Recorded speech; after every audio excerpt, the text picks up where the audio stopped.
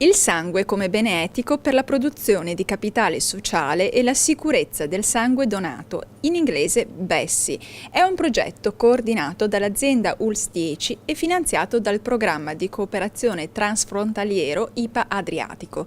Il progetto coinvolge le aree geografiche che si affacciano sull'Adriatico, Regione Veneto, Friuli Venezia Giulia, Emilia Romagna, Slovenia, Croazia e Albania. Gli obiettivi sono quelli, in un momento in cui si sta estendendo sempre di più la mobilità tra i lavoratori e i turisti, di garantire le donazioni di sangue sicuro in tutta l'area dell'Adriatico. La donazione del sangue è una cosa importante, il Veneto è autosufficiente in questo, ma c'è sempre più bisogno di sangue, sempre più bisogno di donazioni e la donazione deve essere sicura per garantire la sicurezza dei nostri cittadini. Martedì 10 novembre al Palazzo Grandi Stazioni della Regione Veneto a Venezia, durante la conferenza finale del progetto, è stata presentata la Carta Etica della donazione di sangue, che raccoglie le buone pratiche della donazione di tutta l'area adriatica.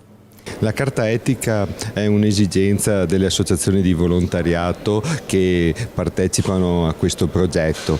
La nostra volontà come donatori di sangue in tutta Europa è quella di portare la donazione di sangue in ogni paese come atto di volontariato gratuito, anonimo, fatto da donatori periodici e possibilmente associati. Ci siamo tutti spesi perché questo documento, che può sembrare banale per noi italiani, ma che così non è per altre realtà, possa declinare tutte le varie ricchezze, non soltanto materiali, in quanto il sangue è sicuramente una ricchezza, ma anche tutte le ricchezze valoriali che stanno dietro alla donazione del sangue volontario.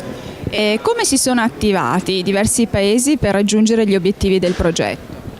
Il lavoro di questo progetto è stato piuttosto complesso ed è stato suddiviso in più parti. C'è stata una parte relativa alla comunicazione, una parte relativa a una ricerca scientifica intorno al valore sociale del dono del sangue, una parte relativa ai rapporti con le istituzioni e infine una parte scientifica sanitaria pura. Oltre ai rappresentanti dei paesi partner, presenti alla conferenza anche i vertici dell'Avis, i rappresentanti della Croce Rossa e dei centri trasfusionali della Slovenia, Croazia e Albania.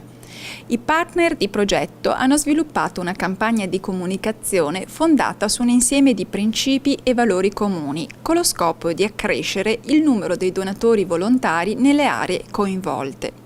La donazione di sangue è un gesto importante per il donatore e per chi lo riceve, ma ha anche una grande ricaduta su tutta la società. Yes, donations are very important for the people who want to give the blood, and especially now in this system, voluntary non-remunerated blood donors.